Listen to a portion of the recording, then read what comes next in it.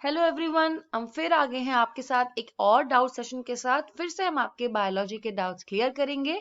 तो बिना किसी देरी के साथ देख लेते हैं क्या है हमारे देश के डाउट। तो सबसे पहला जो क्वेश्चन बोल रहा है कि जीन मैपिंग पे ये क्वेश्चन है। इस टाइप के न्यूमेरिकल्स बहुत इजी होते हैं, बच्चों को थोड़े से कंफ्यूजिंग लगते हैं, बट घबराना नहीं है। मैं आपको बताऊंगी इन्हें कैसे सॉल्व करेंगे। अब क्या हुआ, एक साइंटिस्ट ने एक जीन मैप का एक्सपेरिमेंट किया मेज प्लांट में। तो उन्होंने क्या किया, एक मैपिंग की। अब मैपिंग क्या है, हमको पता है कि हमारे पास क्रॉसिंग ओवर होती है, लिंक्ड होती है। क्या मतलब है?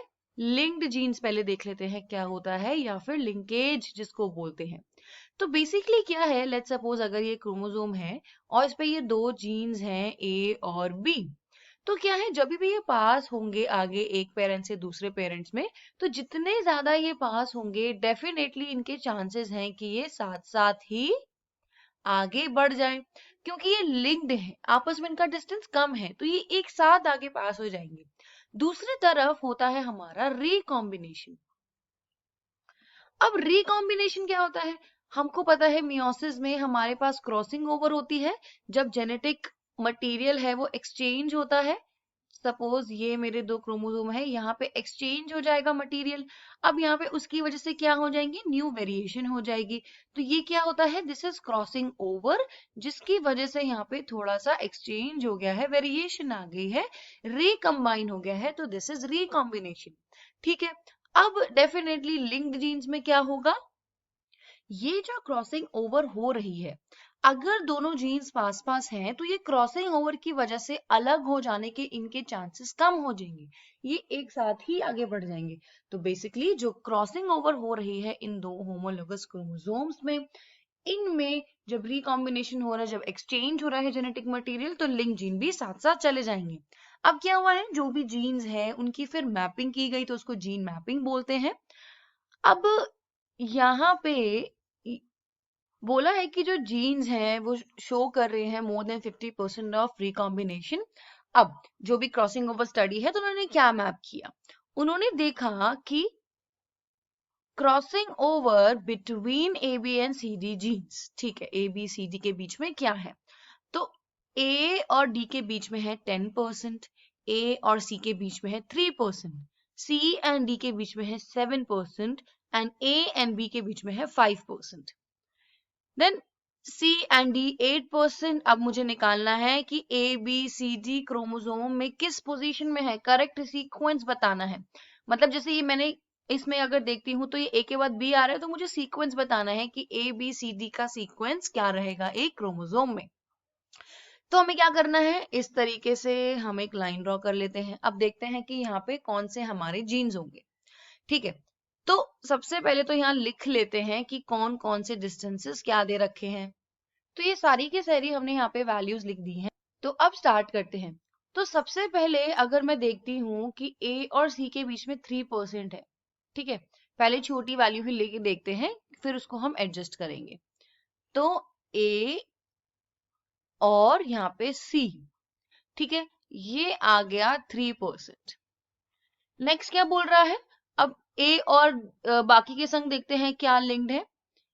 ए और डी के साथ है 10%, यानी अगर ए यहाँ है तो 10% है, डेफिनेटली डी यहाँ होना चाहिए।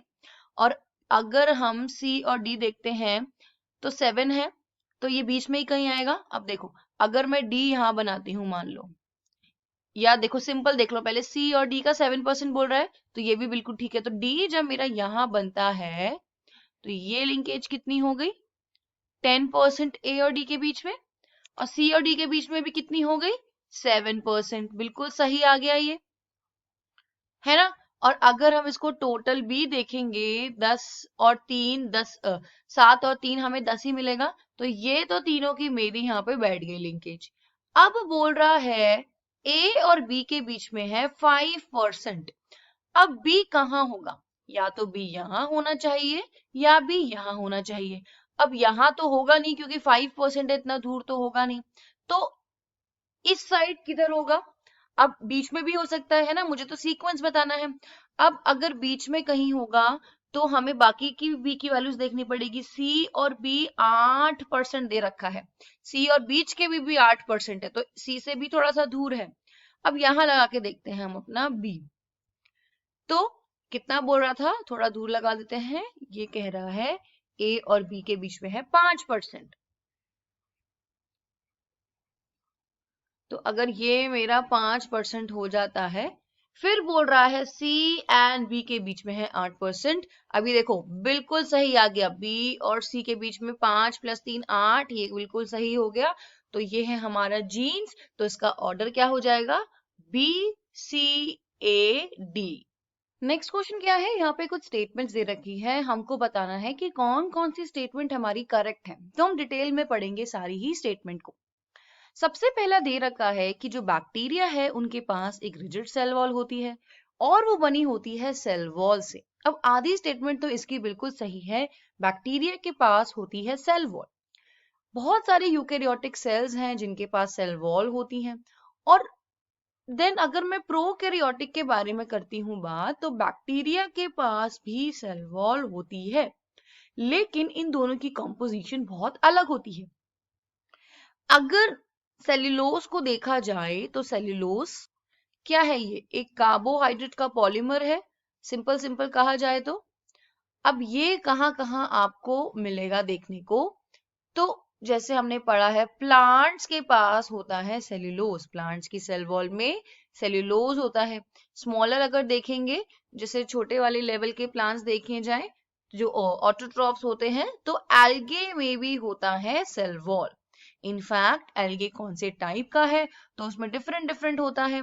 उनके पास हेमी सेल्यूलोज भी होता है, सेल्यूलोज भी होता है, और एल्गे के पास पेक्टिन भी होती है। वेयर एज अगर हम बैक्टीरिया की बात करते हैं तो उनकी जो सेल वॉल है वो बनी होती है पेप्टिडोग्लाइकन से। ठीक है, तो दे हैव पेप्टिडोग्लाइकन, उनके पास सेल्यूलोज नहीं होता। अब ये हमें पता होना चाहिए। फंजाई, उनके पास चिटिन होती है। ठीक है, तो यहाँ पे हमारा जो पहला स्टेटमेंट है डेफिनेटली इनकरेक्ट है। नेक्स्ट स्टेटमेंट बोल रहा है bacteria do not reproduce by asexual reproduction. Bacteria asexual से नहीं रिप्रोड्यूस कर सेक्सुअल से नहीं रिप्रोड्यूस करती है। तो यहाँ पे बात हो रही है उसके रिप्रोडक्शन की। अब अगर मैं सबसे पहले बात करती हूँ जो सिंपल रिप्रोडक्शन होता है, दैट इज एसेक्सुअल रिप्रोडक्शन, तो डेफिनेटली बैक्टीरिया इससे रिप्रोड्यूस करती है। अब एसेक्सुअली क्या है, सिंपल बाय बाइनरी फिजन, जिसमें एक सेल है वो डिवाइड हो जाएंगे और दो न्यू सेल्स बन जाएंगे, और ये जो दो नए सेल्स होंगे फिजन के बाद, ये बिल्कुल आइडेंटिकल होंगे। आइडेंटिकल यानी कि जेनेटिकली ही पेरेंट से यहाँ पे दोनों डॉटर सेल्स मिल रहे हैं, तो बिल्कुल इनका सेम होगा। अब एसेक्सुअल रिप्रोडक्शन एक तो ये इस तरीके से दिखाते हैं, और दूसरा क्या करते हैं, ये फॉर्म करते हैं एंडोस्पोर्स भी। तो ये फिर जर्मिनेट हो जाते हैं, यानी कि दूसरे बैक्टीरिया में फॉर्म हो जाते हैं। तो इस तरीके से करते हैं। Now if I talk about कि सेक्सुअल रिप्रोडक्शन इसमें होती है या नहीं, तो यहाँ पे सेक्सुअल रिप्रोडक्शन किस फॉर्म में होगी, इधर होता है एक जेनेटिक रिकॉम्बिनेशन। रिकॉम्बिनेशन हम पढ़ चुके हैं, जब भी एक्सचेंज होता है जेनेटिक मटेरियल का, जब एक्सचेंज हुआ मटेरियल का तो वहां पे एक न्यू कॉम्बिनेशन मिलता है, उसको रिकॉम्बिनेशन बोलते हैं। तो यहाँ पे रिकॉम्बिनेशन की वजह से आपको वेरिएशन मिल जाएंगे, और ये कैरेक्टरिस्टिक होती है सेक्सुअल रिप्रोडक्शन की। सेक्सुअल रिप्रोडक्शन में दो पेरेंट्स इन्वॉल्व होते हैं। तो होता क्या है, 3 प्रोसेस होते हैं, हमने पढ़ चुके हैं, जो कि है ट्रांसफॉर्मेशन, उसके बाद होता है ट्रांसडक्शन, एंड फाइनली उसके बाद होता है कंज्यूगेशन। तो ये तीनों प्रोसेस को मिलके बनता है सेक्सुअल रिप्रोडक्शन, जो कि होता है इन केस ऑफ बैक्टीरिया।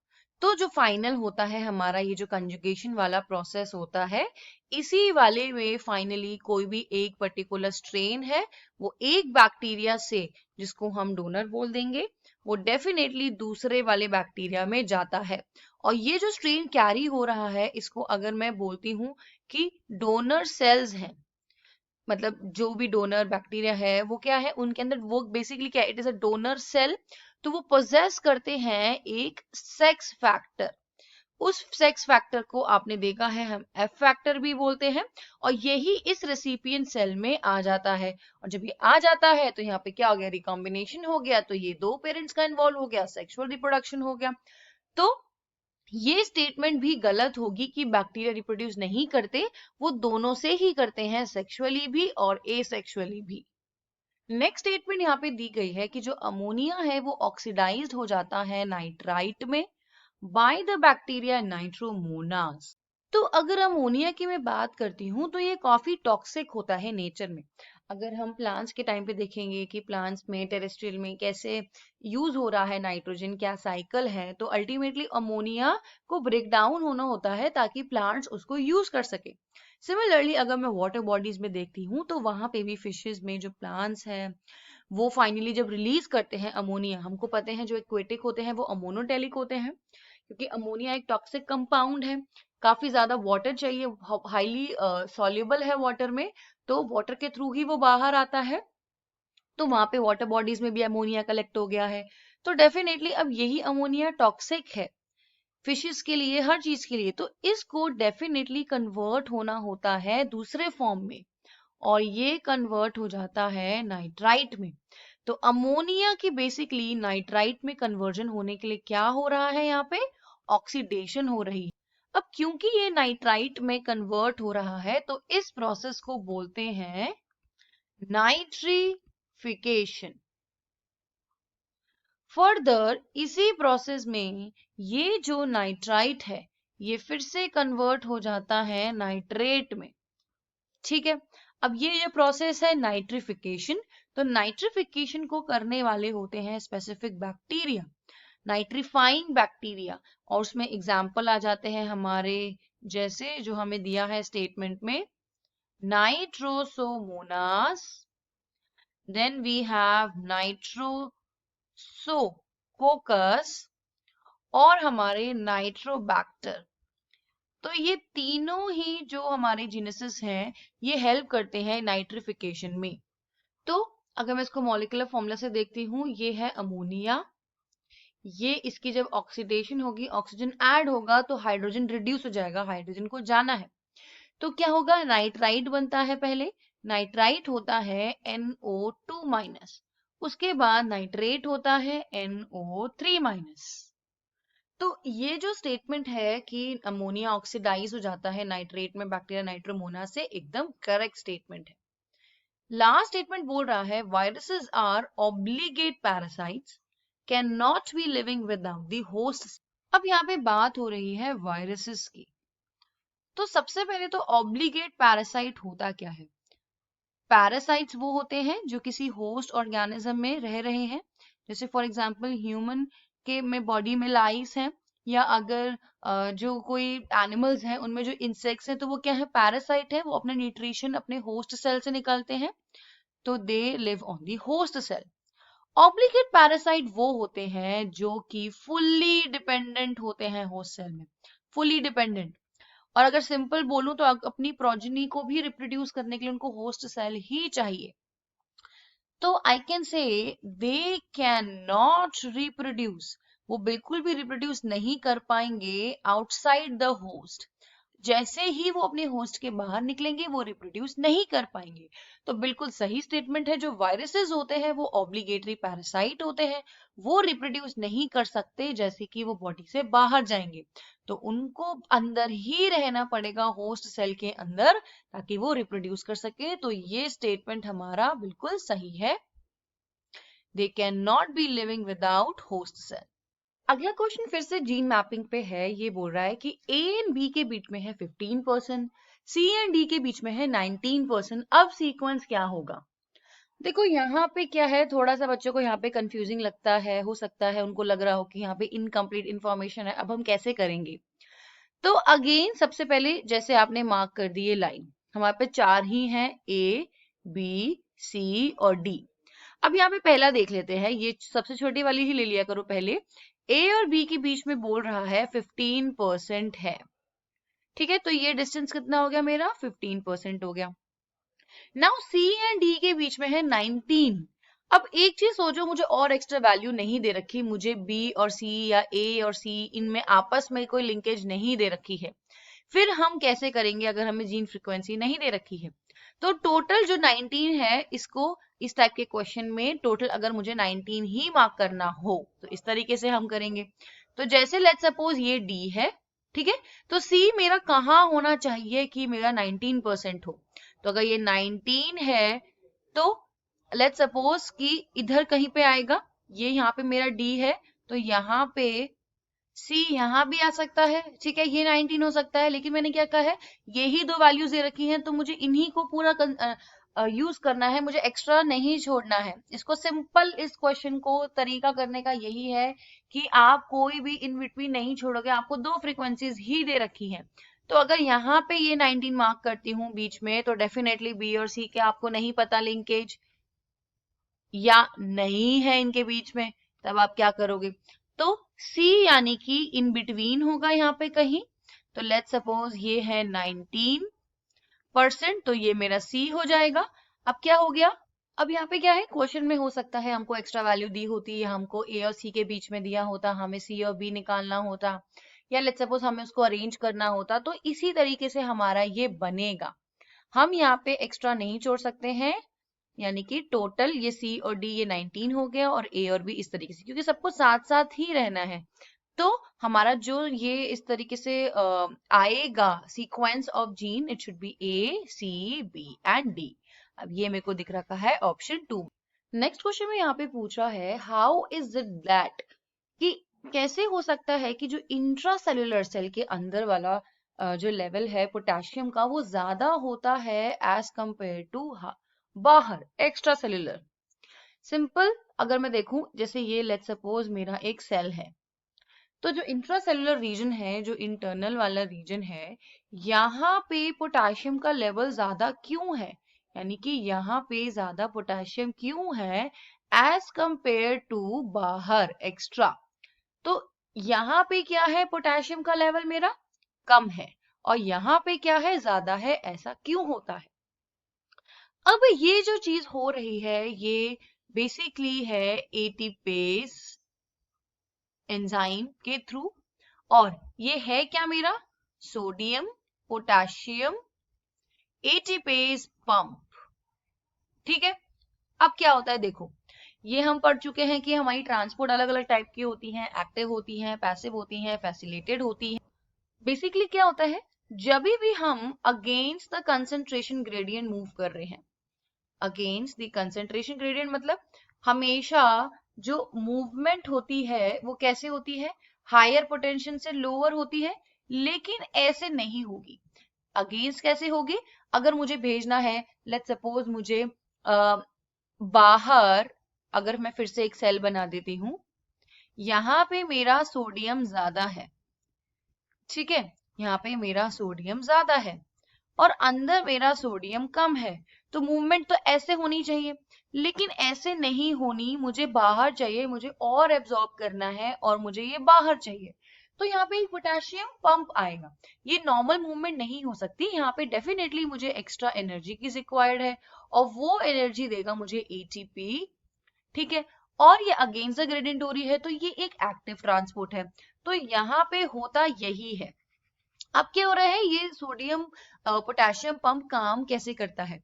अब सबसे अच्छा इसको मैं एग्जांपल से समझाती हूँ, जब हमारे डीसीटी में से रीएब्जॉर्प्शन होती है सोडियम की। अब हमको पता है जब हमारा जो ब्लड प्रेशर है वो काफी कम हो जाता है, बॉडी में ऑस्मोलैरिटी कम हो गई ब्लड के अंदर, तो वो क्यों हो रहा है, क्योंकि हमारा सोडियम का लेवल यहाँ पे कम हो गया है। तो स्टार्ट हो जाता है हमारा रास mechanism, RAS mechanism which is renin angiotensin aldosterone system। ये क्या करता है, ये सिस्टम सोडियम की रीएब्जॉर्प्शन कराने लगता है, यानी अगर जो हमारा यूरिन है जो बाहर जा रहा है उसमें एक्स्ट्रा सोडियम है जो हमको बॉडी में चाहिए, तो लेट्स सपोज ये मेरी डीसीटी की ट्यूब्यूल है और ये है बाहर वाला किडनी का ब्लड, ठीक है, ये ब्लड बाहर जाएगा वापस, इफरेंट आर्टरियोल इसको फिर से लेके जाएगा पूरी बॉडी में। तो ये लेट्स सपोज ये डीसीटी से दोबारा ये यूरिन बन रहा है और ये सारा यूरिन यहाँ से ट्रांसफर हो जाएगा और इसमें अंदर है हमारे पास बहुत सारा सोडियम, लेकिन हमें ब्लड के अंदर सोडियम वापस चाहिए क्योंकि ब्लड प्रेशर कम हो गया है, सोडियम कम हो गया है, तो हमको सोडियम को बाहर लेना है। तो हमेशा जब भी सोडियम और पोटेशियम की मूवमेंट होती है वहां पे स्टार्ट हो जाता है ये पंप। और ये पंप स्टार्ट होने के लिए क्या होगा, अगर मुझे सोडियम को बाहर लाना है तो एवरी 3 सोडियम की मूवमेंट के लिए 2 पोटेशियम की मूवमेंट होती है। बेसिकली क्या होता है, एक चार्ज इम्बैलेंस फॉर्म हो जाता है, एक चेंज पोलैरिटी चेंज हो जाती है। अब यहाँ पे कैसे होगा, तो यहाँ पे सोडियम वापस चाहिए, सोडियम बाहर चाहिए, तो ये क्या करता है 3 सोडियम ले लेता है। अब सोडियम बाहर दे रहा है तो वो जब ही बाहर आ सकता है क्योंकि एक्टिव ट्रांसपोर्ट है और ये पंप से चलती है, जब ये उसको अंदर पोटेशियम दे। और कितने पोटेशियम दे, 2 पोटेशियम। तो बाहर से अंदर 2 पोटेशियम आ रहे हैं और बाहर क्या जा रहा है, सिर्फ सोडियम। यानी पोटेशियम बाहर नहीं जा रहा और उल्टा अंदर आ रहा है। इसीलिए जो सेल्स हैं उसके अंदर, अब ये क्या है, सेल मेम्ब्रेन से ही बनी है, बाइलिपिड ही अंदर है, तो अंदर तो आ रहे हैं सिर्फ पोटेशियम, बाहर तो नहीं जा रहा। बाहर क्या जा रहा है, सोडियम। तो अंदर जो इंटरसेलुलर में है वहां पे हायर होता है potassium as compared to extracellular. Next question में यहाँ पे बोल रहा है कि स्पीशीज जो है ससेप्टेबल होते हैं एक्सटिंक्शन से। मतलब कोई भी स्पीशीज जल्दी यानी कि ससेप्टेबल यानी कि प्रोन होंगे एक्सटिंक्शन से, इजीली एक्सटिंक्ट हो जाएंगे, मतलब बिल्कुल खत्म हो जा रहे हैं एनवायरमेंट से। तो कैसे, अब यहाँ पे डिफरेंट डिफरेंट चीजें दे रखी हैं। सबसे पहले अगर मैं बात करती हूँ कि कौन से जो स्पीशीज हैं एक्सटिंक्शन होने के चांसेस ज्यादा होती हैं, स्पीशीज कब खत्म होगी, कब बिल्कुल वैनिश हो जाएगी। डेफिनेटली सबसे जो ज्यादा जिस चीज की वजह से हो रहा है, चाहे वो कोई नेचुरल हो या कुछ हो, या सिंपल बोलूं अगर उसकी एक्सप्लॉयटेशन हो रही है, तो कोई भी स्पीशीज जब ओवर एक्सप्लॉइट हो रहा है, एक्सप्लॉयटेशन उसकी ज्यादा हो रही है, चाहे कोई उसका ऐसा चीज है जिसको लेने के लिए उसको मारा जा रहा है, मैनमेड एक्सप्लॉयटेशन हो रही है, या फिर कोई लेट्स सपोज उसको यूज किया जाता है किसी कुकिंग में या किसी भी वजह से, मेडिसिन पर्पज से, जिसकी वजह से उसको ज्यादा से ज्यादा मारा जा रहा है, तो ओवर एक्सप्लॉयटेशन हो रही है। ठीक है, अब ओवर एक्सप्लॉयटेशन तो हो रही है, उसको मार तो हम बहुत जल्दी रहे हैं, लेकिन उसका खुद का जो रिप्रोडक्टिव, मतलब खुद का जिस हिसाब से वो रिप्रोड्यूस करेगी, न्यू ऑर्गेनिज्म बनाएगी, रिप्रोडक्टिव रेट है वो बहुत ज्यादा कम है, धीरे है या स्लो है, बहुत ज्यादा प्रोसेस। मतलब ऑर्गेनिज्म क्या हो रहा है, जल्दी जल्दी रिप्रोड्यूस नहीं कर रहे, एक तो आप उनको मार भी जल्दी रहे हो और फिर वो जल्दी नए में पैदा भी नहीं हो पा रहे हैं। ठीक है, दूसरी चीज क्या होगी, अब वो जल्दी पैदा नहीं हो पा रहे थे और ये है भी थोड़ी सी जगह में, मतलब एक ही जगह में आपने सारा उनको एक्सप्लॉइट कर लिया, वो जल्दी पैदा भी नहीं हो रहे और वो जगह पे ज्यादा है भी नहीं, तो वो बिल्कुल खत्म हो जाएगा ना। तो इसका मतलब वो अवेलेबल है बहुत ही नैरो रेंज में, एरिया वाइज, यानी कि मतलब कम ही, पूरे जो वर्ल्ड की कुछ ही जोग्राफिकल रीजन में वहां पे वो प्रेजेंट है, वो भी सारे यूज हो जा रहे हैं। अब यूज हो जा रहे हैं और रिप्रोडक्टिव रेट भी कम है, बहुत जल्दी जल्दी एक्सप्लॉइट भी हो रहे हैं और नंबर भी कम है, यानी कि फ्यू इन नंबर है, उनकी जो पॉपुलेशन है, या सिंपल बोलूं उनकी खुद की पॉपुलेशन साइज ही कम है।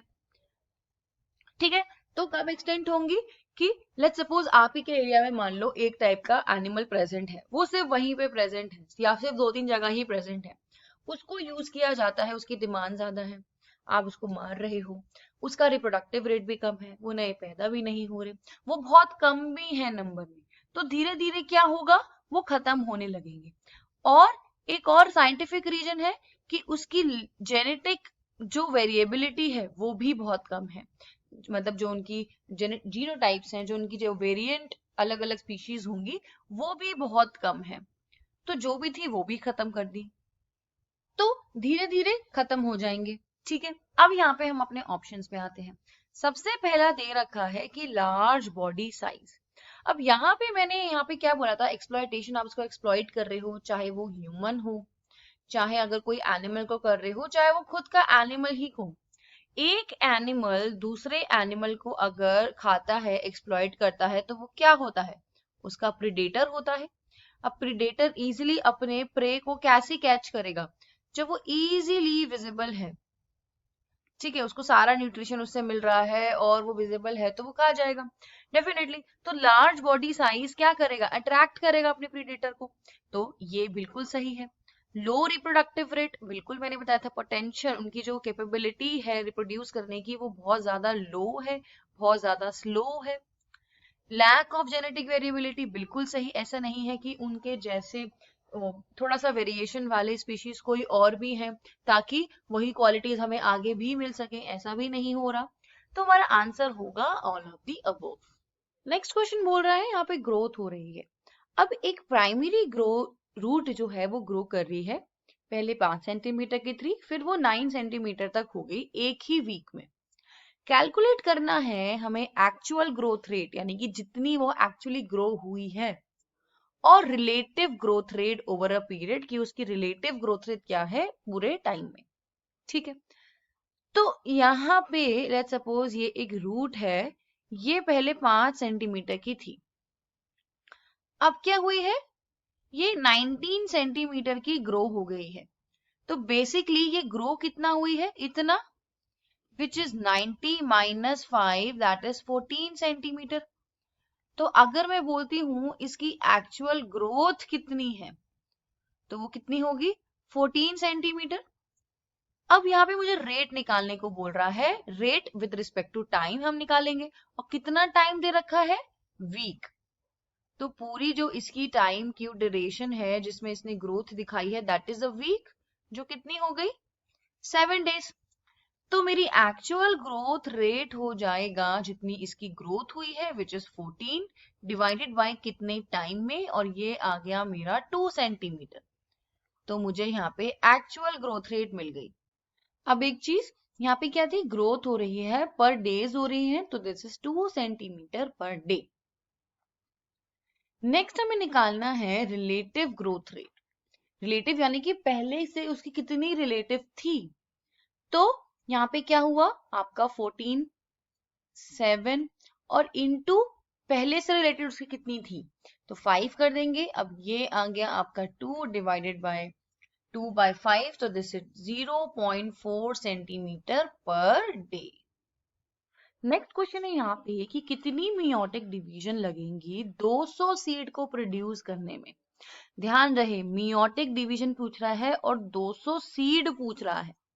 अब एक सिंपल सी चीज देखो, मियोसिस कहाँ होती है, जब गैमीट्स की फॉर्मेशन होती है, और यहाँ पे सीड्स प्लांट की बात हो रही है, तो 2 गैमीट्स हो गए हमारे पास, एक एम्ब्रियो सैक, मतलब एक एग होता है हमारा इनसाइड द एम्ब्रियो सैक, और क्या हो गए हमारे 2 मेल गैमीट, कहाँ पे, पॉलन ग्रेन में।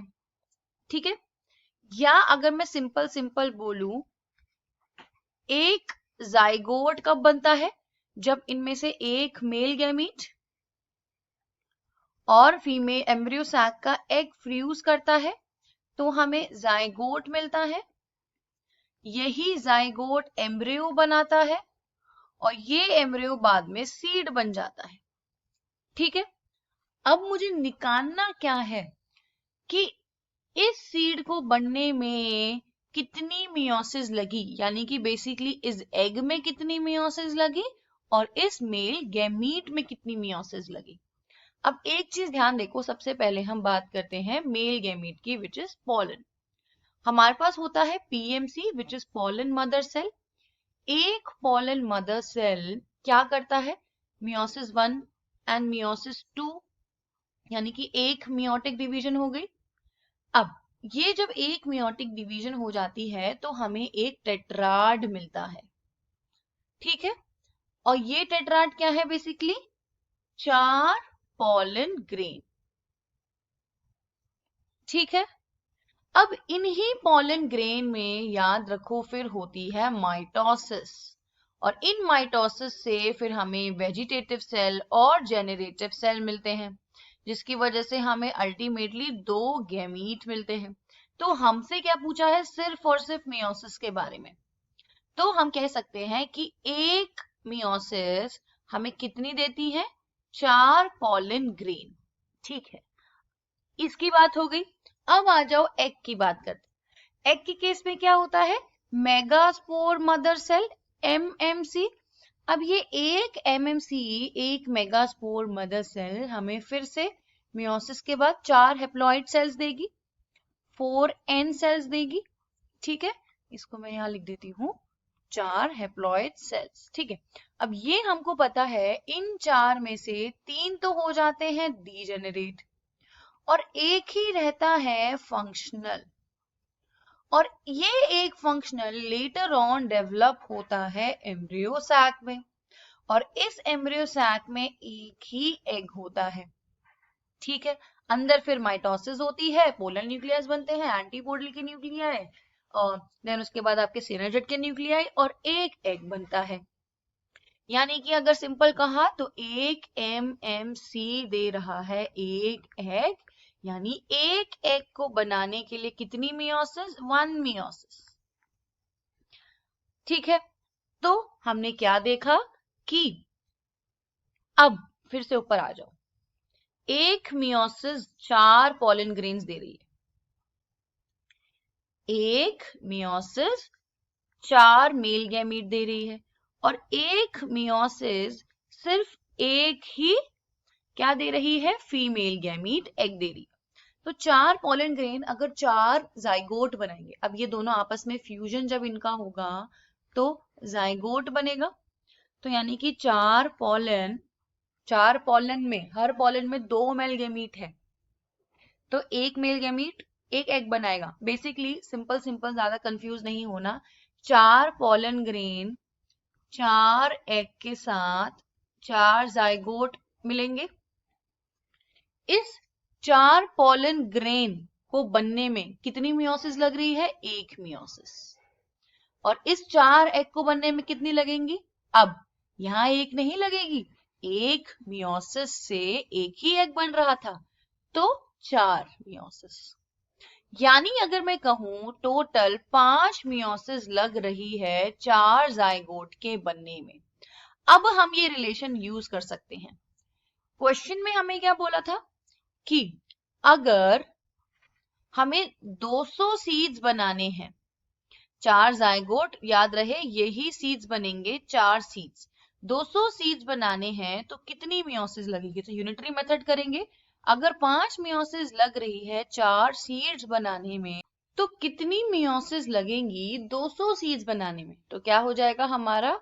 200 मल्टीप्लाई में 5 का डिवाइडेड बाय 4। तो हमारा आंसर आ गया 4, ये गया 5 20, तो मेरा आ गया आंसर 250 मियोटिक डिवीजन। तो मेरा आंसर क्या होगा? 250 मियोटिक डिवीजन लगेगी 200 सीड बनाने में। अब देखो नेक्स्ट क्वेश्चन क्या डाउट आता है बच्चों को, इसी टाइप का मैंने क्वेश्चन ले लिया। How many meiotic division are required in the formation of 100 seeds? अब फिर से हमने अभी जस्ट देखा है, तो हमने देखा कि 5 मियोटिक डिवीजन लग रही है 4 सीड्स बनाने में। ठीक है, तो 100 सीड्स बनाने में कितनी मेयोटिक डिवीजन निकलेगी? फिर से यूनिटरी मेथड करेंगे, तो हमारा क्या हो गया? 100 इंटू का 5 डिवाइडेड बाय 4, तो ये हमारा कितना हो गया? अब ये फिर से हमारा 25, तो 25 इंटू 5 ये कितना आ गया मेरा? आपके पास आ जाएगा 125। तो हमें कितना आंसर आया? 125। ठीक है, अब यहाँ पे क्वेश्चन देखो ऐसा भी आ सकता है कि how many meiotic division are essentially of 100 seeds in Cyperaceae family. अब यहाँ पे आंसर अलग आएगा। देखो साइप्रेसी में क्या होता है, हमने ये तो देखा है कि एक मियोटिक डिवीजन लग रही है हमको एक एम्ब्रियो सैक बनाने में। 4 बनने चाहिए थे, 4 बनते हैं, लेकिन एक ही फंक्शनल होता है। अब साइप्रेसी फैमिली में भी क्या हुआ, जब एक मियोसिस से हमें 4 हेप्लॉइड पॉलन मिले। तो इसमें भी क्या होगा, 3 जो होंगे डीजेनरेट होंगे और केवल 1 ही फंक्शनल होगा। यानी यहाँ पे भी एक ही मियोसिस लग रही है एक ही पॉलन को बनाने में। तो अब देखो इस कंडीशन में क्या हो रहा है, एक जाइगोट कब बनेगा, जब एक एम्ब्रियो सैक चाहिए हमें और एक पॉलन चाहिए। तो मुझे एक जाइगोट यानी कि एक सीड बिना, मियोसिस एक एम्ब्रियो सैक, एक मियोसिस हुई एक एम्ब्रियो सैक बनाने में, एक पॉलन को बनाने में भी एक ही मियोसिस लगी, है ना, क्योंकि एक को तो एक ही लगेगी, लेकिन अब यहाँ पे कितनी हो गई, 2 मियोसिस हो गई एक सीड बनाने में। अब देखो यही चीज मैं कंडीशन ले लेती हूँ, अगर मुझे 4 सीड्स चाहिए, 4 सीड्स चाहिए, तो यानी कि मुझे कितने चाहिए होंगे, 4 एम्ब्रियो सैक, 4 एग चाहिए होंगे और मेरे को 4 पॉलन चाहिए होंगे। लेकिन यहाँ पे इस 4 पॉलन के लिए मुझे फिर से 4 मियोसिस ही चाहिए होगी। क्यों, क्योंकि एक ही मियोसिस पे एक ही पॉलन मिल रहा है, 3 डीजेनरेट हो रहे हैं, तो 4 मियोसिस इसमें 4 मियोसिस इसमें, टोटल 8 हो गई। ठीक है, तो 100 सीड के लिए मुझे चाहिए 100 एग्स। 100 एग के लिए कितनी हो गई, 100 मियोसिस। फिर मुझे क्या चाहिए, 100 पॉलन चाहिए, ठीक है, और ये कितनी हो गई, 100 मियोसिस। तो टोटल कितनी हो गई मेरे पास, 200 मियोसिस। तो कैप्रीसी के फॉर्म में आंसर होगा, कैप्रीसी के केस में 200। नेक्स्ट क्वेश्चन देखो क्या बोल रहा है कि एक ट्रू ब्रीडिंग है होमोजाइगस पी प्लांट की, ट्रू ब्रीडिंग है यानी कि, और होमोजाइगस है तो बिल्कुल सेम होंगी, ठीक है, जीनोटाइप्स। अब green pods and axial flowers उसमें डोमिनेंट ले लिए, क्रॉस किया रेसेसिव में येलो एंड टर्मिनल फ्लावर्स। हमें क्रॉस बनाना है सेकेंड जनरेशन तक, F2 जनरेशन तक। गिविंग द फिनोटाइप्स, हमें फिनोटाइप बताने हैं F1 के भी और F2 के भी, और मेंडेलियन प्रिंसिपल जो हमें यहां से मिलता है। तो देखो सबसे पहले क्या चीज दे रखी है, होमोजाइगस पी प्लांट है जिसमें ग्रीन पॉड्स और एक्सियल फ्लावर है। क्या है यहाँ पे हमारे पास, ग्रीन कलर के पॉड्स, यहां बना देती हूं, और एक्सियल फ्लावर, और ये है मेरा डोमिनेंट। और अगर ये डोमिनेंट है तो ग्रीन को ले लेते हैं जी से। अब ए जो इसके लिए कोड करेगा, ये क्या हो जाएगा, capital G capital G. Axial flower के लिए कैपिटल ए कैपिटल ए। इसको क्रॉस कर रहे हैं किसके संग, रेसेसिव होमोजाइगस। तो रेसेसिव होमोजाइगस और रेसेसिव क्या हो जाएगा मेरा, ये येलो कैरेक्टर है और ये जो फ्लावर है टर्मिनल है। तो स्मॉल जी और कैपिटल ए इनकी क्रॉसिंग हुई, ठीक है। तो ये है मेरी P1 जनरेशन, पेरेंट्स 1। अब क्या हुआ, जब इसकी हम क्रॉसिंग करेंगे, हम इसकी गैमीट्स बनाएंगे। अब गैमीट्स मुझे यहाँ पे क्या मिलेंगे, अब ध्यान रखना है दोनों ही हो सकते हैं, दोनों होने चाहिए उसमें, ये और क्या होगा, ये यहाँ पे भी इस तरीके से स्मॉल जी ए और स्मॉल जी ए। अब जब हम इनकी फ्यूजन कराएंगे तो हमें कैसे मिलेंगे, अब हमें सारे के सारे मिलेंगे इस तरीके से, which is capital G capital A small a. अब ये तो होगा, इसका क्या हो जाएगा, इसकी genotype, and this is the F1 generation. F1 generation में सभी के सभी मुझे मिलेंगे इस टाइप के, और इसका फिनोटाइप क्या हो जाएगा, अब क्योंकि डोमिनेंट है तो ये ग्रीन रहेंगे और रहेंगे फ्लावर एक्सियल। अब जब इनकी क्रॉसिंग होगी यानी कि अब F2 जनरेशन होगी तो इनके आपस में होंगे, ठीक है, ये होना चाहिए। अब मुझे गैमीट्स क्या मिलेंगे, अब एक हो जाएगा मेरा कैपिटल जी और उसके साथ में कैपिटल ए, एक हो जाएगा मेरा कैपिटल जी और स्मॉल ए, एक हो जाएगा स्मॉल जी कैपिटल ए और स्मॉल जी स्मॉल ए।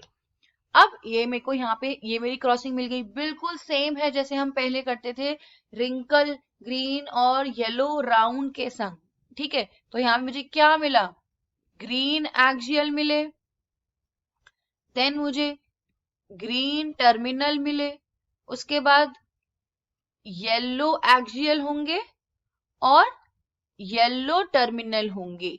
तो काउंट करेंगे तो ये भी हमारा आ गया 9:3:3:1। तो ये हो गया हमारा फिर से जीनोटाइपिक और फिनोटाइपिक रेशो। अब यहाँ पे अगली चीज पूछ रहा है कि यहाँ पे कौन सी मेंडल की क्रॉस डिराइव्ड हुई। अब हमने पढ़ा है कि मेंडल ने अपने जो मोनो हाइब्रिड क्रॉस लिया था, मोनो हाइब्रिड क्रॉस यानी कि उसमें सिर्फ एक ही ट्रेट की बात हुई थी। तो यहाँ उन्होंने देखा कि हमको मिला लॉ ऑफ डोमिनेंस, कि जो F1 जनरेशन में आई थी प्रोजेनी वो डोमिनेंट रेट है।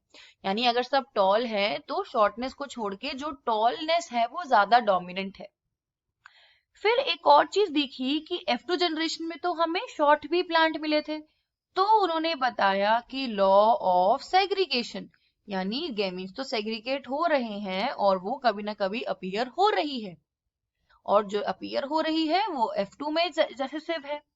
देन अब क्या हुआ, इन्होंने जब डाई हाइब्रिड क्रॉस की बात की, जो हमने जस्ट अभी क्रॉस बनाया, तो इस डाई हाइब्रिड क्रॉस में क्या हुआ, हमने दो ट्रेड्स ले लिए। यानी हमने यहाँ पे पॉड का कलर लिया और हमने ली फ्लावर की पोजीशन। ठीक है, अब दोनों ही आपस में हिंडर नहीं कर रही, यानी दोनों ही ट्रेड्स के जो भी गैमीट्स हैं, जब गैमीट्स बन रहे हैं तो दोनों ही ट्रेड्स ठीक से सेग्रीगेट हुए हैं, और इनकी जो सेग्रीगेशन हो रही है वो आपस में इंडिपेंडेंट है। यानी जब सेग्रीगेशन के वक्त ऐसा नहीं है कि एक कैरेक्टर नहीं दिख रहा है, तो हमें दोनों ही ट्रेड्स दिख रहे हैं, इंडिपेंडेंट है सेग्रीगेशन। तो यहाँ पे कौन सी लॉ आती है, law of independent assortment. Independently assort हो रहे हैं ट्रेड्स। ठीक है, तो ये हो गया मेरा इस क्वेश्चन का आंसर। अब नेक्स्ट क्वेश्चन यहाँ पे है कि फंक्शन क्या है लेग हीमोग्लोबिन का, जो कि रेड कलर का पिगमेंट है in the root nodules of the leguminous plants. अब लेग्यूमिनस प्लांट्स क्या होता है, जैसे फॉर एग्जांपल सोयाबीन, इनमें क्या होता है, इनको नाइट्रोजन फिक्स करनी होती है। तो नाइट्रोजन को फिक्स करने के लिए हेल्प करते हैं राइजोबियम बैक्टीरिया। एक एग्जांपल ले रही हूं मैं। अब ये जो राइजोबियम बैक्टीरिया है एक सिम्बायोटिक एसोसिएशन बनाता है जो इसके लिए नाइट्रोजन फिक्स करता है। और ये नाइट्रोजन फिक्स क्या है, मतलब ये जो नाइट्रोजन है, बाहर की जो एटमॉस्फेरिक नाइट्रोजन है, अल्टीमेटली इसको अमोनिया में कन्वर्ट करना होता है प्लांट्स के लिए। तो ये अमोनिया होता है first stable product nitrogen cycle में। ठीक है, अब यहाँ पे पूरी साइकिल में लेग हीमोग्लोबिन का क्या रोल है, तो सबसे पहले यहाँ पे फटाफट से शॉर्ट में देख लेते हैं होता क्या है। तो होता क्या है, लेट्स सपोज ये है रूट। ठीक है, रूट हेयर, और ये है रूट, और ये है इसके अंदर के कॉर्टेक्स के सेल्स। अब क्या हुआ, यहाँ पे आया राइजोबियम बैक्टीरिया जो कि सॉइल में प्रेजेंट है। जब ये राइजोबियम बैक्टीरिया की कंसेंट्रेशन ज्यादा हो जाती है तो इस तरीके से जो रूट है वो कर्ल हो जाती है और इसको बोलते हैं रूट कर्ल। तो यहाँ क्या हुआ, बहुत ज्यादा बैक्टीरिया हो गया इधर आसपास, तो रूट कर्ल हो गई। अब क्या होगा, जब कर्ल होगी तो धीरे धीरे क्या करेगा, ये राइजोबियम बैक्टीरिया इन्फेक्ट कर देगा रूट हेयर को। तो रूट हेयर को जब ये इन्फेक्ट करेगा तो उसको क्या बोलते हैं, यहाँ पे उसको इन्फेक्टेड थ्रेड भी कहते हैं, इन्फेक्टेड थ्रेड। एंड अल्टीमेटली क्या हो जाएगा, ये जब उसको इन्फेक्ट कर रहा है, इन्फेक्ट करने का मतलब क्या है, लेट्स सपोज ये रूट है, तो ये जो राइजोबियम है ये इसके अंदर चला गया है। अब इन्फेक्टेड थ्रेड बन गया, यानी कि रूट हेयर के अंदर चला गया है, तो डेफिनेटली यहाँ पे कॉर्टेक्स सेल के पास आ जाएगा राइजोबियम बैक्टीरिया। जब राइजोबियम बैक्टीरिया इसके अंदर आ गया तो क्या हुआ, कॉर्टेक्स रीजन में वो राइजोबियम रीजन वो बैक्टीरिया डिवाइड हो गए और यहीं पे बन गए रूट नोड्यूल्स। ठीक है, अब यहाँ पे रूट नोड्यूल्स बन गए। अब यहाँ पे क्या हो गया, राइजोबियम बैक्टीरिया एक सिम्बायोटिक एसोसिएशन है, अब इसको भी न्यूट्रिएंट्स चाहिए होंगे, तो ये सारे के सारे न्यूट्रिएंट्स डिराइव करता है from the vascular bundle. Vascular bundle किसका? इस कॉर्टेक्स रीजन का। मतलब जो प्लांट है, जो रूट्स है, उसका जो वैस्कुलर बंडल है, उसके संग ये सारा का सारा अपने लिए न्यूट्रिएंट्स को ले लेता है। देन यहाँ पे फिर नाइट्रोजन फिक्सेशन कैसे होती है? इन्हीं नोड्यूल्स में यहाँ पे बहुत सारे न्यूट्रिएंट्स के साथ प्रेजेंट होता है एंजाइम, नाइट्रोजिनेज एंजाइम। ये नाइट्रोजिनेज एंजाइम क्या करता है? इसको फिक्स करना होता है एटमॉस्फेरिक नाइट्रोजन को अमोनिया में, क्योंकि प्लांट्स को अमोनिया यूज करना है। अब क्या होगा? ये जो नाइट्रोजन है, मतलब ये जो नाइट्रोजिनेज एंजाइम है, इस नाइट्रोजन एंजाइम ये तभी काम करेगा when there is no oxygen. मतलब ऑक्सीजन अगर होगा तो नाइट्रोजनेज अपना काम नहीं कर पाएगा। तो उस केस में फिर बात आती है लेग हीमोग्लोबिन की। और ये क्या है? एक रेड और पिंक कलर का सब्सटेंस है। इसको बोलते हैं ऑक्सीजन स्केवेंजर। ये ऑक्सीजन को रिड्यूस्ड कर देता है यहाँ पे, कहा? नोड्यूल्स में, ताकि जो एंजाइम है नाइट्रोजिनेज वो अपना काम कर पाए। अब कैसे होगा देखो। ये क्या करता है? राइजोबियम बैक्टीरिया है, बैक्टीरिया को ऑक्सीजन चाहिए, तो लेग हीमोग्लोबिन क्या करता है? ये बाइंड कर जाएगा ऑक्सीजन के संग। तो basically it binds with the oxygen. अब ये जब बाइंड कर देगा, ये प्रोवाइड करेगा ये ऑक्सीजन टू दी बैक्टीरिया। ठीक है, अपने बैक्टीरिया को अपने काम करने के लिए। अब अल्टीमेटली क्या होगा? जब ये सारी चीजें होंगी तो इस नाइट्रोजनस की एक्टिविटी के लिए ऑक्सीजन कम हो जाएगा। तो एटलीस्ट उस रीजन पे जहां पे ये प्रोसेस हो रहा है वहां पे ऑक्सीजन कम हो जाएगा। तो फाइनली जो नाइट्रोजनस एंजाइम है वो अपना काम करने लग जाएगा और जो नाइट्रोजन है वो फिक्स हो जाएगा अमोनिया में। तो दिस इज हाउ जो लेग हीमोग्लोबिन है ये हेल्प करता है नाइट्रोजन फिक्सेशन में। तो लेग हीमोग्लोबिन होता क्या है? ये एक कंपाउंड है जो कि बना होता है मोलिब्डेनम और आयरन से। ठीक है, ये क्या कर रहा है? ये हेल्प करता है फिक्सिंग में। किस तरीके से? एक ऑक्सीजन स्कैवेंजर की तरह काम करके।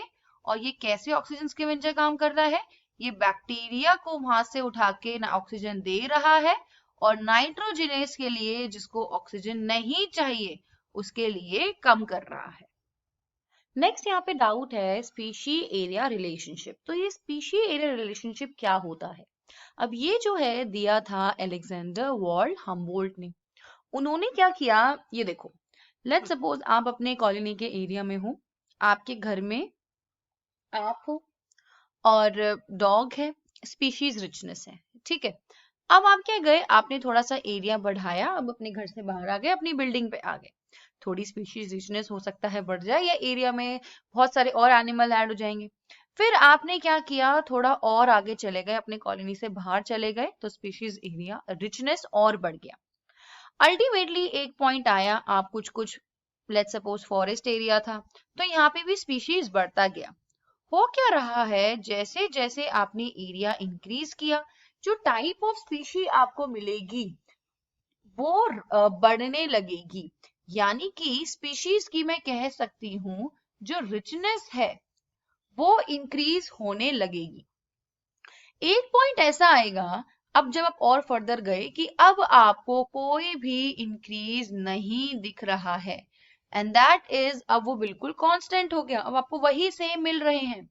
तो ये होता है अलेक्जेंडर वॉल्ट होम का जो रिलेशनशिप दिया। जब इसको ग्राफ में प्लॉट किया तो देखो किस तरीके से ग्राफ आया। क्या हुआ? यहाँ पे हमने इंक्रीज किया है एरिया और यहाँ पे हम इंक्रीज कर रहे हैं स्पीशीज की रिचनेस। तो क्या हुआ? जैसे एरिया यहाँ पे आया तो यहाँ पे स्पीशीज बढ़ गई। ठीक है, आप थोड़ा और आगे गए, स्पीशीज और बढ़ गई, थोड़ा और आगे गए, ये देख रहे हो स्पीशीज यहाँ पे और बढ़ गई। धीरे धीरे इंक्रीज होता गया। एक टाइम पे आपने एरिया को इतना इंक्रीज कर दिया, लेकिन अब स्पीशी इंक्रीज नहीं हो रही है, वो हो गई है कांस्टेंट। और उसमें आपको इस तरीके का कर्व मिलेगा जिसको बोलते हैं रेक्टेंगुलर हाइपरबोला। ठीक है, अब डेफिनेटली इस कर्व से हम स्टडीज तो नहीं कर सके, तो ये जो कर्व थी इसकी क्या इक्वेशन थी हमारे पास, s इज इक्वल टू सी ए और रेज टू पावर z। तो साइंटिस्ट ने क्या किया, इसी को लॉग की वैल्यू में करके देखा, इसको डिफरेंट टाइप से निकाल के देखा। तो जब इस इक्वेशन का लॉग लिया तो हमको यहाँ पे ये मिला। तो ये जो इक्वेशन थी अब इस स्ट्रेट लाइन की तरह यहाँ पे प्लॉट हो गई। अब यहाँ पे आप इजीली कैलकुलेट कर सकते हो। कैसे कैलकुलेट कर सकते हो, देखो अब यहाँ पे आपको बोलोगे इतने एरिया में कितनी पॉपुलेशन है, इतनी, इतने एरिया में कितनी पॉपुलेशन है, इतनी। तो डेफिनेटली अब आप यहाँ पे निकाल सकते हो। जहां पे ये जो लॉग एस है ये क्या दिखाता है, स्पीशीज की रिचनेस। लॉग सी क्या दिखाता है, ये मैथमेटिकल वैल्यू है, ये इंटरसेप्ट है ऑफ द वाई एक्सिस पे। ठीक है, z क्या है, z एक कांस्टेंट वैल्यू है जिसको बोलते हैं रिग्रेशन कोफिशिएंट। ठीक है, और फाइनली लॉग एरिया होता है, लॉग ए है आपका एरिया। अब ये जो z है रिग्रेशन कोफिशिएंट, ये क्या है, अगर आप किसी पर्टिकुलर एरिया में जाओगे, लेट्स सपोज आपकी कॉलोनी में जितने स्पीशीज हैं या आपकी स्टेट में या इंडिया में जितनी स्टेट्स हैं, तो जब हम कोई पर्टिकुलर स्पीशीज लेते हैं, कोई पर्टिकुलर स्पीशी ले ली, इन अ पर्टिकुलर एरिया, एक कन्फाइंड एरिया में कितनी स्पीशीज हैं, तो ये जो z की वैल्यू है वो कांस्टेंट रहती है और वो हमेशा लाई करेगी बिटवीन 0.1 टू 0.2। अगर आपने अपना एरिया बहुत ज्यादा अब इंक्रीज कर लिया है, लेट्स सपोज आपने पूरी कंट्री, 2-3 कंट्री कॉन्टिनेंट ले लिया है, उस केस में जब आपने एरिया को इंक्रीज कर दिया तो z की वैल्यू भी इंक्रीज हो जाएगी, इट विल बी 0.6 टू 1.2। तो यहाँ पे आपने एरिया को इंक्रीज कर दिया, तो ये है z की वैल्यू और स्पीशीज एरिया रिलेशनशिप। अगला क्वेश्चन यहाँ पे दे रखा है, एक रैंडम मीटिंग पॉपुलेशन में जो डिजीज्ड है, वो डिजीज रेसेसिव एलील कॉज करता है, वो 80% लोग हैं। तो फ्रीक्वेंसी क्या होगी उनकी जो कैरियर है किसी पॉपुलेशन में। अब ये जो है आपकी हार्डी विनबर्ग प्रिंसिपल के ऊपर है। हार्डी विनबर्ग प्रिंसिपल दो चीजें बोलता है, लेट्स सपोज फटाफट से समझा देते हैं। हमने जब टॉल और शॉर्ट प्लांट की पॉपुलेशन देखी थी तो हमें 4 तरीके के लोग मिले थे मैक्सिमम F2 पे। एक जो डोमिनेंट थे, टॉल थे, एक जो टॉल थे लेकिन ये क्या थे, हेट्रोजाइगस थे, और एक जो स्मॉल थे, रेसेसिव थे। तो हमें ये 4 ही टाइप के लोग देखने को मिले। ठीक है, तो हार्डी विनबर्ग प्रिंसिपल कहता है कि एक पॉपुलेशन में जो 2 तरीके के लोग हैं, यानी या तो वो टॉल है या तो वो है शॉर्ट, ठीक है, तो वो हमेशा कांस्टेंट रहेंगे उनके सम, यानी कि नंबर ऑफ पॉपुलेशन जो है, पॉपुलेशन का जो टोटल साइज है वो हमेशा कांस्टेंट रहेगा। तो जो डोमिनेंट है वो हमने मान लिया P है, और जो रेसेसिव है वो हमने मान लिया Q है। तो हमेशा जो टोटल पॉपुलेशन है वो कांस्टेंट रहेगी, चेंज नहीं होगी, तो it should be always equals to 100% में रहेगी, इसका जो वैल्यू है वो 1 रहेगा, चेंज नहीं होगा। ठीक है, देन उन्होंने एक ये रिलेशन भी बताया था कि p square plus 2pq plus q square is equals to 1। ये इसको स्क्वायर करके नहीं आया था, ये ऐसे ही आया था, देखो यही टोटल पॉपुलेशन है। अब ये क्या है, p इंटू p डोमिनेंट है, p स्क्वायर हो गया, ये क्या है q into q, q square हो गया, और ये दोनों क्या है, p इंटू q है, 2 है, तो 2pq है। तो p प्लस q किसके इक्वल होना चाहिए, p square plus 2pq plus q square, ये हमने रिलेशन निकाली थी। अब यहाँ पे क्वेश्चन में क्या बोल रहा है कि एक डिजीज है जो कि रेसेसिव एलील वाला डिजीज्ड पर्सन है। अब अगर कोई डिजीज है जो कि लेट्स सपोज चाहे ऑटोसोम से हो चाहे सेक्स क्रोमोसोम से हो, ये अभी हमें नहीं पता, मान लिया कि एक पेरेंट से ए आ रहा है और दूसरे पेरेंट से ए आ रहा है, तो ये डिजीज तभी होगा, ये रेसेसिव है, यानी कि दोनों में प्रेजेंट होना चाहिए वो डिजीज वाली चीज। तो अगर वो दोनों में प्रेजेंट नहीं होगा तो ये नॉर्मल होगा। तो हमें निकालना है कि कैरियर इंडिविजुअल कितने होंगे, तो कैरियर के में एक होना चाहिए डिजीज, यानी अब यहां से मुझे पता लग गया कि ये जो है वो, अब क्योंकि ये रेसेसिव है तो ये क्या हो जाएगा हमारा क्यू वाला, क्यू स्क्वायर। ये हमारा डोमिनेंट है तो पी स्क्वायर, और जो कैरियर हो जाएगा वो हो जाएंगे हमारे 2pq। अब सॉल्व करते हैं। ठीक है, तो क्या था, क्या बोला था कि जो हमारा क्यू है, अब frequency of recessive is 80%, frequency is 80%, यानी कि क्यू जो डिजीज्ड है ये वाली 80% है। अब मैंने क्या बोला था, जो दोनों की फ्रीक्वेंसी है एलील की वो हमेशा सेम रहती है, तो ये क्यों दे रखा है, इट इज 80%, तो इसको न्यूमेरिक वैल्यू में निकालेंगे तो 0.8 आ जाएगी। ठीक है, P plus Q is equal to 1 होता है, तो यहां से हम अपना P निकाल देंगे which is 1 minus 0.8 is equal to 0.2, ये आ गई।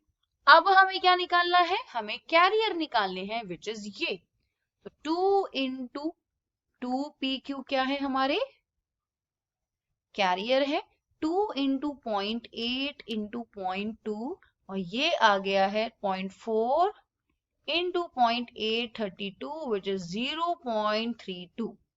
अब फ्रीक्वेंसी निकालनी है, परसेंटेज निकालेंगे तो कितनी हो जाएगी, इंटू 100%, तो हमारा आ जाएगा 32%। तो हमारा आंसर क्या आया, 32%। नेक्स्ट क्वेश्चन में बोल रहा है एक एक्स लिंक्ड रिसेसिव डिसऑर्डर है, टोटल 500 में से 20 इफेक्टेड थे, हमें नॉर्मल निकालना है। यहाँ पे कोई कैरियर की बात नहीं की, रिसेसिव और इफेक्टिव। अब एक्स लिंक्ड है, एक्स लिंक्ड रिसेसिव में क्या होता है, लेट्स सपोज अगर फीमेल है XX, मेल है XY, तो फीमेल कब इफेक्टेड होगी, जब दोनों में होगा। अगर एक में होगा तो ये अफेक्टेड नहीं होंगी, क्यों, क्योंकि रिसेसिव है, रिसेसिव है। अगर मेल में होगा तो एक भी होगा तभी भी वो क्या होंगी, अफेक्टेड होगा। तो नॉर्मल कौन से हो जाएंगे इसमें, XY वाले। ठीक है, अब यहाँ पे हमें निकालना है आंसर। तो जैसे कितना था, टोटल जो पॉपुलेशन थी वो 500 थी। अब रिसेसिव वाली जो है वो क्या है, 20 इंडिविजुअल है, तो मेरे रिसेसिव कितने हो जाएंगे, टोटल क्यू स्क्वायर, तो क्यू स्क्वायर मेरी वैल्यू हो जाएगी 20 upon 500 which is equal to 0.04। तो यहां से क्यू की वैल्यू कितनी आ जाएगी, 0.02। अब मुझे क्यू मिल गया, अब मुझे P निकालना है, P plus Q is equal to 1, तो P कितना आ जाएगा, Q 1 minus Q which is equal to 0.8। तो ये अगर डिजीज्ड हैं तो ये क्या हो जाएंगे, नॉर्मल। तो मेरी P की वैल्यू क्या आ गई, 0.8। नेक्स्ट क्वेश्चन यहाँ पे बोल रहा है व्हाट इज क्लीस्टोगैमी। क्लीस्टोगैमी क्या होता है, एन एडवांटेज और एक डिसएडवांटेज बताना है। अब क्लीस्टोगैमी यानी कि एक टाइप की पॉलिनेशन है। पॉलिनेशन क्या होता है, जब पॉलन ग्रेन्स स्टेमन से ट्रांसफर होते हैं, कहाँ पे, स्टिग्मा में। एंथर से पॉलन ग्रेन आते हैं स्टिग्मा में, ताकि इसके बाद क्या होगी, फर्टिलाइजेशन स्टार्ट हो सकेगी। अब क्या होता है, क्लीस्टोगैमी एक टाइप की पॉलिनेशन है जिसमें जो फ्लावर होते हैं वो क्लोज्ड होते हैं। अब अगर फ्लावर क्लोज्ड है तो क्या है इसका मतलब, जो भी मेल रिप्रोडक्टिव पार्ट है एंड्रोशियम जिसको स्टेमन भी बोलते हैं, और फीमेल गाइनोशियम जिसे कार्पेल या फिर पिस्टल भी बोलते हैं, ये दोनों ही क्या है, एक्सपोज्ड नहीं होंगे एनवायरनमेंट में, एक्सपोज्ड नहीं है। तो एक्सपोज्ड नहीं है तो डेफिनेटली इनमें होगी सेल्फ पॉलिनेशन। सेल्फ पॉलिनेशन यानी एक ही फ्लावर में होगी ऑटोगैमी। ठीक है, एक ही फ्लावर में, सेम फ्लावर में ये। अब ये श्योर करने के लिए कि इनमें पॉलिनेशन हो, क्या होना चाहिए, फ्लावर तो क्लोज्ड है डेफिनेटली, तो दोनों ही चाहे स्टेमन है या स्टिग्मा है, कोई भी एंथर एंड्रोशियम पॉलन ग्रेन, ये एक ही साथ मैच्योर होने चाहिए, सिंक्रोनी होनी चाहिए। दूसरी चीज ये कि वो एक दूसरे के क्लोजली प्लेस्ड होंगे, तो डेफिनेटली इनमें पॉलिनेशन होगी। अब जब पॉलिनेशन होंगी तो इसके अंदर कुछ डिसएडवांटेजेस भी हैं और यहाँ पे कुछ हमें एडवांटेजेस भी देखने को मिलेंगे। एडवांटेज तो इसका ये होगा कि सीड तो हमें मिलेगा ही मिलेगा, assured seed test, seed set पक्का होगी। क्यों? क्योंकि फर्टिलाइजेशन होगी ही होगी। पॉलन ग्रेन के खोने का कोई चांस ही नहीं है, फर्टिलाइजेशन फ्यूजन जरूर होगा। दूसरी चीज ये कि प्योर लाइंस मिलेगी, एक ही फ्लावर है उसी के ही जीन्स आगे ट्रांसफर होते रहेंगे, प्योर लाइंस मिलेंगी। जो भी उस प्लांट के डिजायर ट्रेड्स हैं, कोई उसकी अच्छी खूबी है, वो आगे कॉरस ट्रांसफर होती रहेगी। उसका जो लॉस है, डिजायर ट्रेड्स का जो लॉस है, वो यहाँ पे प्रिवेंट हो जाएगा। फिर इसके डिसएडवांटेज क्या होंगे? डिसएडवांटेज ये है कि जैसे डिजायर ट्रेड्स आगे पास ऑन होते रहते हैं, प्रिवेंट होते रहते हैं, तो मान लो कोई डिजीज है, वो भी आगे ट्रांसफर होती ही रहेगी।